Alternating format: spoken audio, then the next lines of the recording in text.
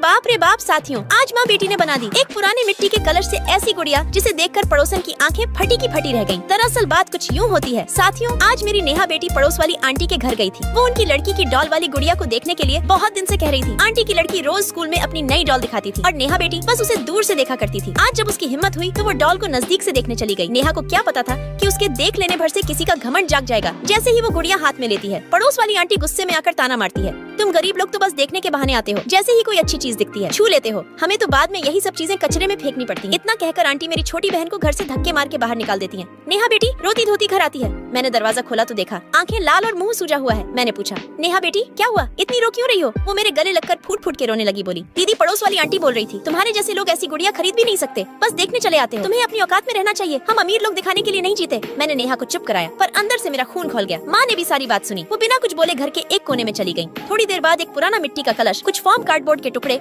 और पुराने अखबार के पन्ने निकाल लाई। मैंने पूछा, माँ ये सब क्यों? माँ बोली, अब जो जवाब देना है वो शब्दों से नहीं काम से देंगे। साथियों माँ बेटी ने कमर कस ली। कभी फॉर्म को आकार दिया जा रहा है, कभी कार्डबोर्ड को मोड़कर हाथ बनाए जा रहे हैं, कभी माँ पुराने अखबार से गुड़िया का चेहरा गढ़ रही है, तो कभी मैं पुराने वॉलपेपर को काट कर उसकी फ्रॉक की शक्ल दे रही हूँ। कमरे में माँ के हाथों की सरसराहट गूंज रही है। नेहा चुपचाप एक कोने में बैठी सब देख रही है। आंखें अभी भी भीगी हैं, पर अब उनमें उम्मीद है, क्योंकि साथियों जब कोई हमारे आत्मसम्मान को ठेस पहुंचाता है तो हम चुप नहीं बैठते। हमारे पास पैसे नहीं है, लेकिन हमारी माँ के हाथों में हुनर है, हमारी आंखों में सपने हैं और हमारे पास वो दिल है जो कभी हार नहीं मानता। साथियों मैं आपको एक बात बताना तो रह ही गया। जब मेरी बड़ी दीदी कॉलेज में पढ़ रही थी तो उन्होंने इसी तरह के घरेलू सामान से एक बार गुड़िया बनाकर पूरे कॉलेज में पहला इनाम जीता था। कॉलेज के प्रिंसिपल ने तब कहा था, जिसके पास माँ जैसी कलाकार हो उसे कोई नहीं हरा सकता। अब देखना ये है साथियों, क्या मेरी मम्मी और मेरी बड़ी दीदी मिलकर पड़ोस वाली आंटी का घमंड तोड़ पाएंगी या नहीं। मगर उसे देखने से पहले क्यों लास्ट में मेरी मम्मी ने और दीदी ने मिलकर कितनी सुंदर गुड़िया बना दी, जिसे देखकर पड़ोस वाली आंटी के तो रोंगटे खड़े हो गए और मेरी मम्मी से माफी मांगने लगी।